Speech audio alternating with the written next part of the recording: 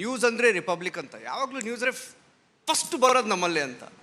ನಮ್ಮ ಲಕ್ಕೋ ಏನೋ ಇವತ್ತು ಕುಮಾರಸ್ವಾಮಿ ಅವರು, ನನಗೆ ಗೊತ್ತಿಲ್ಲ ಎಷ್ಟು ಜನ ಇಲ್ಲಿ ನ್ಯೂಸ್ ಫಾಲೋ ಮಾಡ್ತಿದ್ದೀರಾ ಅಂತ, ಇವತ್ತು ಲೋಕಾಯುಕ್ತ ಆಫೀಸಿಂದ ಸ್ಟ್ರೇಟ್ ಇಲ್ಲಿಗೆ ಬಂದಿದ್ದಾರೆ ನಮ್ಮ ವೇದಿಕೆಯಲ್ಲಿ. First of all thank you ನೀವು ಬಂದಿದ್ದಕ್ಕೆ. ಏನು ನಡೀತಾ ಇದೆ ಕುಮಾರಸ್ವಾಮಿ ಅವರೇ, ನೀವು ಅಲ್ಲಿಂದ ಬರ್ತಿದ್ದೀರಾ? ನನಗೆ ಗೊತ್ತಿರೋ ಪ್ರಕಾರ ನೋಟಿಸ್ ಕಳಿಸಿರಲಿಲ್ಲ ನಿಮಗೆ.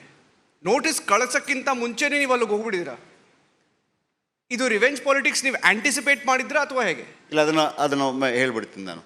ಇವತ್ತೇನಾಯಿತು, ಕುಮಾರಸ್ವಾಮಿ ಅವರು ಡೈರೆಕ್ಟಾಗಿ ಲೋಕಾಯುಕ್ತ ಆಫೀಸ್ಗೆ ಹೋಗ್ಬಿಟ್ರು. No notice, nothing, no FIR, nothing. ಈ ಹಿಂದೆ ಯಡಿಯೂರಪ್ಪನವರು ಹೋಗಿದ್ದರು. ಆ ಒಂದು ಪ್ರಕರಣ ಸೇಮ್ ಟು ಸೇಮ್ ಇದ್ದಂಗಿದೆ ಅದು. ಬಟ್ ಅದು ಯಾರಿಗೂ ರಿವೀಲ್ ಆಗಿಲ್ಲ, ಅದು ಏನು ಅಂತ ಇಲ್ಲಿ ತನಕ ಯಾವ ಚಾನಲಲ್ಲೂ ರಿವೀಲ್ ಆಗಿಲ್ಲ. ಬಟ್ ಕುಮಾರಸ್ವಾಮಿ ಅವರು ನೇರ ಎದ್ದು ಲೋಕಾಯುಕ್ತ ಕಚೇರಿಗೆ ಹೋಗ್ತಾರೆ. ಸರ್, ಆ ವಿಚಾರ ತಿಳ್ಕೊಳ್ಳುವಂಥ ಹಕ್ಕು ನಮಗಿದೆ ಅಂತ ನಾನು ಅಂದ್ಕೊಂಡಿದ್ದೀನಿ ಆ್ಯಸ್ ಎ ಯೂನಿಯನ್ ಮಿನಿಸ್ಟರ್ ಆಗಿ. ಯಾಕೆ ಹೋದ್ರಿ ಸರ್? ಇಲ್ಲ, ಈಗಾಗಲೇ ತಮ್ಮೆಲ್ರಿಗೂ ಇಡೀ ನಾಡಿನ ಜನತೆಗೆ ಗೊತ್ತಿರತಕ್ಕಂಥ ವಿಚಾರ ಇದು. ಈಗಿನ ಕಾಂಗ್ರೆಸ್ ಸರ್ಕಾರ ಆಡಳಿತಕ್ಕೆ ಬಂದ ನಂತರ ನಾನು ದೆಹಲಿಗೆ ಹೋಗೋದಕ್ಕಿಂತ ಮುಂಚೆ ರಾಜ್ಯದ ವಿಧಾನಸಭಾ ಸದಸ್ಯನಾಗಿ ವಿರೋಧ ಪಕ್ಷದಲ್ಲಿ ಕೆಲಸ ನಿರ್ವಹಣೆ ಮಾಡಬೇಕಾದ್ರೆ ಯಾವೊಂದು ಕಾಂಗ್ರೆಸ್ ಪಕ್ಷದ ನಾಯಕರುಗಳು ಹಿಂದೆ ಇದ್ದಂಥ ಸರ್ಕಾರ 40% ಸರ್ಕಾರ ಅಂತ ಹೇಳಿ ಮತ್ತು ಇಲಾಖೆಗಳ ವರ್ಗಾವಣೆಗಳಲ್ಲಿ ಇಂತಿಂಥ ಪೋಸ್ಟ್ಗಳಿಗೆ ಇಷ್ಟಿಷ್ಟು ಹಣ ನಿಗದಿ ಮಾಡಿದ್ದಾರೆ ಅಂತಕ್ಕಂಥ ಪೇಪರ್ ಅಡ್ವರ್ಟೈಸ್ಮೆಂಟ್ಗಳೆಲ್ಲ ಕೊಟ್ಟಿದ್ದರು. ಅದೆಲ್ಲವನ್ನು ಜನತೆ ಮುಂದೆ ಇಟ್ಟು ನಮಗೊಂದು ಅವಕಾಶ ಕೊಡಿ ಅಂತ ಅಧಿಕಾರಕ್ಕೆ ಬಂದರು. ನಂತರ ಅಧಿಕಾರಕ್ಕೆ ಬಂದ ಮೊದಲನೇ ದಿವಸದಿಂದಲೇ ಪ್ರಾರಂಭ ಆಗೋಯಿತು. ಕೊನೆಗೆ ಕಾಂಗ್ರೆಸ್ನಲ್ಲಿ ಇರ್ತಕ್ಕಂಥ ಕೆಲವರು ಇದಕ್ಕಿಂತ BJP ಸರ್ಕಾರದಲ್ಲೇ ಚೆನ್ನಾಗಿತ್ತಪ್ಪ ಅಂತಕ್ಕಂಥ ವಾತಾವರಣ ಈಗ ನಿರ್ಮಾಣ ಆಗಿದೆ. ಇಲ್ಲಿ ನಾನು ಯಾವಾಗ ದೇವನಿಂದ ವಿರೋಧ ಪಕ್ಷದ ಶಾಸಕನಾಗಿ ಸರ್ಕಾರದ ಒಂದು ಇಕ್ಕಟ್ಟಿಗೆ ಸಿಗಿಸ್ತಕ್ಕಂಥ ವಿಷಯಗಳನ್ನು ಪ್ರಸ್ತಾಪ ಮಾಡಲಿಕ್ಕೆ ಪ್ರಾರಂಭ ಮಾಡಿದೆ. ಆ ಹಿನ್ನೆಲೆಯಲ್ಲಿ ಕಳೆದ ವರ್ಷ ಚುನಾವಣೆ, ಲೋಕಸಭಾ ಚುನಾವಣೆಗಿಂತ ಮುಂಚೆನೇ ಕಳೆದ ವರ್ಷ ಬಹುಶಃ ಅವರು ಅಧಿಕಾರಕ್ಕೆ ಬಂದಿದ್ದು ಮೇನಲ್ಲಿ ಬಂದರು, ಜುಲೈ ಆಗಸ್ಟ್ನಲ್ಲೇ ಪ್ರಾರಂಭ ಆಯಿತು. ಏನಾದರೂ ಕುಮಾರಸ್ವಾಮಿ ಅವರ ಮೇಲೆ ಯಾವುದಾದ್ರೂ ಒಂದು ಪ್ರಕರಣದಲ್ಲಿ ಸಿಲುಕಿಸಿ ಕುಮಾರಸ್ವಾಮಿಯ ಬಾಯಿ ಮುಚ್ಚಿಸಬೇಕು ಅಂತಕ್ಕಂಥದ್ದು ಈ ಸರ್ಕಾರದ ಉದ್ದೇಶ ಏನು ಇಟ್ಕೊಂಡಿದ್ರು. ಪದೇ ಪದೇ ಅವರು ನರೇಂದ್ರ ಮೋದಿ ನಾಯಕತ್ವದ ಸರ್ಕಾರದ ಬಗ್ಗೆ ಚರ್ಚೆ ಮಾಡ್ತಾರೆ. BJP ಅವರು, JDSನವರು ನಮ್ಮ ಕಾರ್ಯಕ್ರಮಗಳನ್ನು ಸಹಿಸಲಾರದೆ ಇವತ್ತು ಈ ಸರ್ಕಾರವನ್ನು ಅಸ್ಥಿರಗೊಳಿಸಬೇಕು ಅಂತ ಹೇಳಿ ಇದೆಲ್ಲ ನಡೆಸ್ತಾ ಇದ್ದಾರೆ. ದ್ವೇಷದ ರಾಜಕಾರಣ ಇದೆಲ್ಲ ಹೇಳ್ತಾ ಇದ್ದಾರೆ. ದ್ವೇಷದ ರಾಜಕಾರಣ ಮಾಡ್ತಾ ಇರೋದು ಕಾಂಗ್ರೆಸ್ ನಾಯಕರುಗಳಲ್ಲಿ ಈ ರಾಜ್ಯದಲ್ಲಿ ಅಧಿಕಾರ ದುರುಪಯೋಗ ಪಡಿಸ್ಕೊಳ್ಳೋದ್ರ ಮುಖಾಂತರ. ನನ್ನ ಮೇಲೆ ಹಲವಾರು ರೀತಿಯಲ್ಲಿ ಅಧಿಕಾರಿಗಳು, ಕೆಲವು ಆಯ್ದ ಅಧಿಕಾರಿಗಳನ್ನು ಪ್ರತಿನಿತ್ಯ ಸಭೆಗಳು ಮಾಡಿ ಎಲ್ಲಾದರೂ ಒಂದು ಪ್ರಕರಣದಲ್ಲಿ ಹುಡುಕಿ ಅಂತ ಹೇಳಿ ಕೊನೆಗೆ ಯಾವುದೂ ಸಿಗದೆ ಈಗ ಒಂದು ಈ ಗಂಗೆನಹಳ್ಳಿದೇನು ಬಂದಿದೆ, ಇದೊಂದು ಪ್ರಕರಣ. ಇನ್ನೊಂದು ಸಾಯಿ ವೆಂಕಟೇಶ್ವರ, ಸ್ವಲ್ಪ ಹಳೇದು, ಅದು ಹಳೇದು, 2012. ಮೊನ್ನೆ ಲಾಸ್ಟ್ ವೀಕ್ ನಾವು ಒಂದು 15 ದಿವಸದ ಹಿಂದೆ ಒಂದು ಇಂಟರ್ವ್ಯೂ ಮಾಡುವಾಗ ಆ ಸಂದರ್ಭದ್ದು ಭಾಳ ಬ್ಯುಸಿ ಆಗಿತ್ತು. 2012 ಪ್ರಕರಣ ಅದು. ಆಗ ನೀವು ಮುಖ್ಯಮಂತ್ರಿ, ಸಾಯಿ ವೆಂಕಟೇಶ 2006-7 ಮುಖ್ಯಮಂತ್ರಿ. ಈ ಗಂಗೆನಹಳ್ಳಿ ಪ್ರಕರಣವೂ 2006-7. ಹಿಂದೆ ನಾನು ಕಾಂಗ್ರೆಸ್ ಸರ್ಕಾರ ಆಡಳಿತದಲ್ಲಿ ನಿಂತು 13-18. ಆ ಸಂದರ್ಭದಲ್ಲೂ ಆ ಸರ್ಕಾರದ ಹಲವಾರು ವಿಷಯಗಳನ್ನು ಪ್ರಸ್ತಾಪ ಮಾಡಿ ಮುಜುಗರಕ್ಕೆ ಒಳಗೆ ಮಾಡಿದ್ದೆ. ಅವರು ಲೋಕಾಯುಕ್ತವನ್ನು ಡಿಫಂಕ್ ಮಾಡಿ ACB ರಚನೆ ಮಾಡಿ ಏನೇನಾಯಿತು ಅನ್ನೋದೆಲ್ಲ ಇತಿಹಾಸ ಇದೆ. ಆ ಸಂದರ್ಭದಲ್ಲಿ ನನಗೇನಾದರೂ ತೊಂದರೆ ಕೊಡಲೇಬೇಕು ಅಂತ ಹೇಳಿ ಈ ಗಂಗೆನಹಳ್ಳಿ ಪ್ರಕರಣವನ್ನು ಯಾರೋ ಜಯಕುಮಾರ್ ಹಿರೇಮಠ ಅಂತಲೋ ಯಾರ ಕೈಲೋ ಒಂದು ಅರ್ಜಿ ಹಾಕಿಸ್ತಾರೆ. ಅದರಲ್ಲಿ A1 ಯಡಿಯೂರಪ್ಪನವರು, A2 ನಾನು, ಮತ್ತು A3 A4 ನನ್ನ ಪತ್ನಿಯ ತಾಯಿ ಮತ್ತು ಅವರ ತಮ್ಮ. ಈ 4 ಜನಗಳ ಮೇಲೆ ಒಂದು ಕೇಸನ್ನು ಹಾಕ್ತಾರೆ ಲೋಕಾಯುಕ್ತ ಮುಂದೆ. 2015 15ರಲ್ಲಿ ಆಗ್ದಂಥ ಕೇಸು ಇನ್ನೂ ಜೀವಂತ ಹಾಗೆ ಇಟ್ಕೊಂಡಿದ್ದಾರೆ. 9 ವರ್ಷ ಆಗಿದೆ. ಆಗಲೂ ಸಹ ಹೇಳಿಕೆಗಳನ್ನು ತಗೊಂಡ್ರು, ಹಾಗೆ ಇಟ್ಕೊಂಡಿದ್ದಾರೆ, ಕೇಸನ್ನು ಕ್ಲೋಸ್ ಮಾಡಿಲ್ಲ. ಇದೇ ನಾಯಕರು ಇವತ್ತು ಗಂಗೇನಹಳ್ಳಿ ಪ್ರಕರಣದ ಬಗ್ಗೆ ನನ್ನ ಮೇಲೇನು ಮಂತ್ರಿಗಳು 4 ಜನ ಮಂತ್ರಿಗಳು ಅಟ್ಯಾಕ್ ಮಾಡಿದ್ರು. ಕೃಷ್ಣ ಬೈರೇಗೌಡರು ಆದಿಯಾಗಿ 2018ರಲ್ಲಿ ಇದೇ ಕಾಂಗ್ರೆಸ್ನವರು ನನ್ನನ್ನು ಮುಖ್ಯಮಂತ್ರಿ ಮಾಡಿ ಇದೇ ಕೃಷ್ಣ ಬೈರೇಗೌಡರು ನನ್ನ ಮಂತ್ರಿಮಂಡಲದಲ್ಲಿ ಕೆಲಸ ಮಾಡಿದ್ದಾರೆ. ಹೌದು.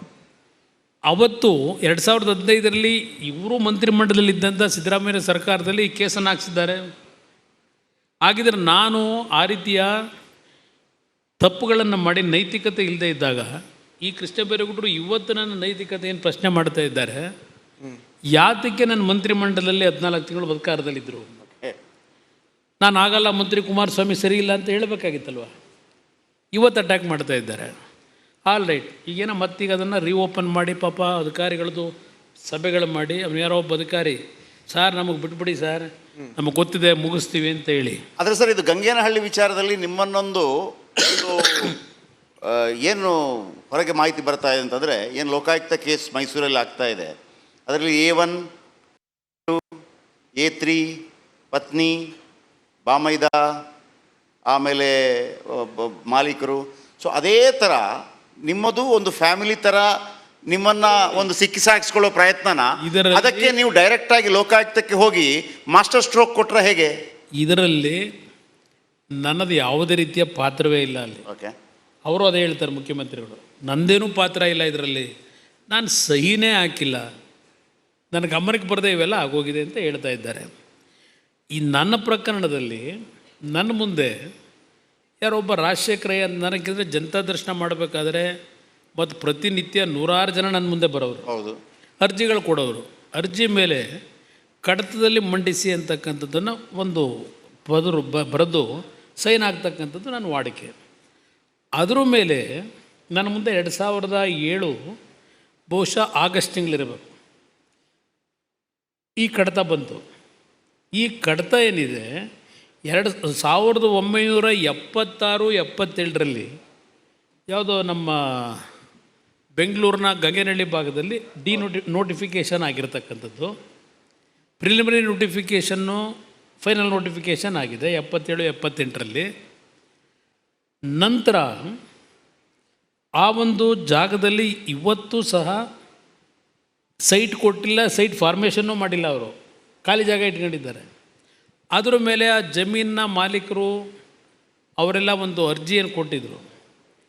ಅದರ ಮೇಲೆ ನನ್ನ ಮುಂದೆ ಆ ಒಂದು ಅರ್ಜಿ ಏನು ಬಂದಿದೆ, ನಾನು ನಮ್ಮ ಅಧಿಕಾರಿಗಳಿಗೆ ನಮ್ಮ ಅರ್ಬನ್ ಡೆವಲಪ್ಮೆಂಟಿಗೆ ಕಡತದಲ್ಲಿ ಮಂಡಿಸಿ ಅಂತ ಏನು ಹಾಕಿದ್ದೆ, ಅವರು ಡೀಟೇಲು ಅದಕ್ಕೆ ಸಂಬಂಧಪಟ್ಟಂಥ ಪ್ಯಾರಾವೈಸು ಮೆಟೀರಿಯಲ್ ಕಳಿಸ್ತಾರೆ ನನಗೆ, ಏನಲ್ಲಿ ದಾಖಲಾಗಿದೆ ಅಂತ. 3 ಕೇಸ್ ಆಗಿದೆ, 2 ಹೈಕೋರ್ಟ್ನಲ್ಲಿ, 1 ಸುಪ್ರೀಂ ಕೋರ್ಟ್ನಲ್ಲಿ. ತೀರ್ಪುಗಳು ಬಂದಿದೆ. ನನ್ನ ಮುಂದೆ ಆ ಫೈಲ್ ಏನು ತಂದರು, ನಾನು ಅವತ್ತು ಆದೇಶ ಮಾಡಿರೋದು, ನಾನು ಆದೇಶ ಮಾಡಿಲ್ಲ, ಸಲಹೆ ಕೊಟ್ಟಿದ್ದೀನಿ. ಯಾವ ಈ ಪ್ರಕರಣದಲ್ಲಿ 3 ಕೋರ್ಟ್ನ ನ್ಯಾಯಾಲಯದ ತೀರ್ಪುಗಳೇನಿದೆ ಆ ತೀರ್ಪಿಗೆ ಒಳಪಟ್ಟು ತೀರ್ಪೇನು ಬಂದಿದೆ ಅದನ್ನು ಹಿನ್ನೆಲೆ ಇಟ್ಕೊಂಡು ಭೂ ಮಾಲೀಕರು ಮತ್ತು BDA ಅಧಿಕಾರಿಗಳನ್ನು ಅಂದಿನ ಪ್ರಧಾನ ಕಾರ್ಯದರ್ಶಿಗಳು ಒಂದು ಸಭೆ ಮಾಡಿ ಕಾನೂನಿನ ರೀತಿಯ ಏನು ಕ್ರಮ ತೆಗೆದುಕೋಬೋದು ಅದನ್ನು ತಗೊಳ್ಳಿ ಅಂತೇಳಿ ಆದೇಶ ಮಾಡಿದ್ರು. ಕುಮಾರಸ್ವಾಮಿ ಅವರೇ, ಒಂದು ಕ್ಲಿಯರ್ ಆಗಿಬಿಟ್ಟಿದೆ ಈಗ ನೀವು ಟೆಕ್ನಿಕಲಿ ನೀವು ಸ್ವಲ್ಪ ಎಕ್ಸ್ಪ್ಲೇನ್ ಮಾಡ್ತಿದ್ದೀರಾ, ಯಾಕಂದರೆ ನೀವು ಮಾಡಬೇಕಾಗತ್ತೆ. ಇದು ಈಗ ಇವತ್ತನ್ನೇ ನೀವು ಹೋಗಿ ಬಂದಿರ ಲೋಕಾಯುಕ್ತಲ್ಲಿ. ಇವಾಗ ಈ ನಮ್ಮ ವೇದಿಕೆಯಲ್ಲಿ ಯಾರ್ಯಾರು ನೋಡ್ತಿದ್ದಾರೋ ಕೇಳ್ತಿದ್ದಾರೋ ರಿಪಬ್ಲಿಕ್ ಕನ್ನಡದಲ್ಲಿ, ಅವ್ರಿಗೆ ಒಂದೊಂದು ಕ್ಲಿಯರ್ ಆಗ್ತಿದೆ. ಈಗ ಏನಾಗ್ತಿದೆ ಅಂದರೆ, ಇವಾಗ ರಿವೆಂಜ್ ಪಾಲಿಟಿಕ್ಸ್ ಬಗ್ಗೆ ಮಾತಾಡಿದ್ರೆ ನೀವು ಕಾಂಗ್ರೆಸ್ ಜೊತೆ ಸರ್ಕಾರದಲ್ಲಿ ಇದ್ರಿ. ಈ ಎಲ್ಲ ಕೇಸ್ ಹಿಸ್ಟ್ರಿ ನೋಡಿದ್ರೆ 10 ವರ್ಷ, ಒಂದು 15 ವರ್ಷ, ಒಂದು 9 ವರ್ಷ ನಿಮ್ಮನ್ನು ಟ್ರ್ಯಾಪ್ ಮಾಡೋಕ್ಕೆ ಟ್ರೈ ಮಾಡ್ತಿದ್ದಾರೆ. ಅದಂತೂ ಕ್ಲಿಯರ್ ಆಗಿದೆ, ಟ್ರ್ಯಾಪ್ ಮಾಡೋಕ್ಕೆ ಟ್ರೈ ಮಾಡ್ತಿದ್ದಾರೆ. ನೀವು ಹೇಗೆ ರೆಸ್ಪಾಂಡ್ ಮಾಡ್ತೀರಾ ಇವರಿಗೆ? ಇಲ್ಲ, ನಾನು ತನಿಖೆಗೆ ಸಹಕಾರ ಕೊಟ್ಟಿದ್ದೀನಿ. ನಾನು ಸಿದ್ದರಾಮಯ್ಯರ ಥರ ನಾನು ರಾಜೀನಾಮೆನೇ ಕೊಡಲ್ಲ, ನಾನು ತಪ್ಪೇ ಮಾಡಿಲ್ಲ ಅಂತ ನಾನೇನು ಹೇಳಿಲ್ಲ. ನಾನು ತನಿಖೆಗೆ ಏನು ಇವತ್ತು ಲೋಕಾಯುಕ್ತ ಸಣ್ಣ ಅಧಿಕಾರಿಗಳು ಅವರು ಮುಜುಗರ ಅವ್ರಿಗೂ, ಆದರೆ ಸರ್ಕಾರದ ಒತ್ತಡ, ನಾನೇ ಹೋದೆ. ನನಗೇನೋ ನೋಟಿಸ್ ಏನು ಬಂದಿರಲಿಲ್ಲ. ನಾನು ಯಾತಿಗೆ ನೋಡೋಣ, ನಾನೇ ಹೋಗಿ ಅದು ಏನು ಬೇಕೋ ಕೊಡೋಣ ಅಂಥೇಳಿ ಹೋದೆ. ನಾನು ಎಲ್ಲ ಅವರೇನೋ ಒಂದು 15-20 ಕ್ವಶನ್ ರೆಡಿ ಮಾಡ್ಕೊಂಡಿದ್ರು. ಎಲ್ಲದಕ್ಕೂ ಉತ್ತರ ಕೊಟ್ಟೆ ಬಿಲ್ ಬಂದಿದ್ದೇನೆ. ಸರ್, ಈಗ ನಿಮ್ಮ ಅಭಿಮಾನಿಗಳಿಗೆ ಮತ್ತು JDS ಅಭಿಮಾನಿಗಳಿಗೆ ಅಂದರೆ ಕಾರ್ಯಕರ್ತರಿಗೆ ಎಲ್ಲ ಒಂದು ಆತಂಕ ಸಾಯಿ ವೆಂಕಟೇಶ್ ವಿಚಾರದಲ್ಲಿ ಇತ್ತು. ಆಗ ನಿಮ್ಮನ್ನು ಕೇಳಿದಾಗ ನೀವೊಂದು ಮಾತು ಹೇಳಿದ್ರಿ, ಅರೆಸ್ಟ್ ಮಾಡಲಿ ಆಮೇಲೆ ನೋಡೋಣ, ತಾಕತ್ತಿದೆಯಾ ಅಂತ ಕೇಳಿದ್ರಿ. ಆಗ ಎಲ್ರಿಗೂ ಒಂದು ಸಲೀಸಾಯಿತು, ಏನೂ ಆಗೋದಿಲ್ಲ ಕುಮಾರಣ್ಣನಿಗೆ ಅಂತೇಳಿ. ಈಗ ಒಂದು ಡೌಟ್ ಮತ್ತೆ ಬರ್ತಾ ಇದೆ, ಇದರಲ್ಲಿ ಏನಾದರೂ ಕುಮಾರಸ್ವಾಮಿ ಕಂಗೇನಹಳ್ಳಿ ಪ್ರಕರಣದಲ್ಲಿ ಕಾನೂನಿನ ವಿರೋಧವಾಗಿ ಉಲ್ಲಂಘನೆ ಮಾಡಿ ನನ್ನಿಂದ ಆದೇಶವೇ ಆಗಿಲ್ಲ. ಓಕೆ, ಅದು ಆಮೇಲೆ ಯಡಿಯೂರಪ್ಪನ ಕಾಲದಲ್ಲಿ ನೋಟಿಫಿಕೇಷನ್ ಮಾಡ್ಕೊಂಡಿದ್ದಾರೆ. ಓಕೆ, ನನಗದೇನು ಸಂಬಂಧ ಇಲ್ಲದೆ ಇರೋದು. ನನಗಿದು ಯಾವುದು ಆಗಿರ್ತಕ್ಕಂಥದ್ದು ಗೊತ್ತಿಲ್ಲ. ನಾನು ಮಾಡಬೇಕು ಅನ್ನೋದ್ರ ಉದ್ದೇಶ ನನಗೆ ಇದ್ದಿದ್ದರೆ ಆ ಪ್ರಕರಣದಲ್ಲಿ ನಾನೇ ಡಿನೋಟಿಫಿಕೇಷನ್ ಮಾಡ್ತಿದ್ದೆ. ಇವಾಗ ಕೇಸ್ ನನ್ನ ಕಾಲದಲ್ಲಿ ಕ್ಲೋಸ್ ಮಾಡಿದ್ದೀನಿ, ಮಾಡೋಕ್ಕಾಗಲ್ಲ ಅಂತ.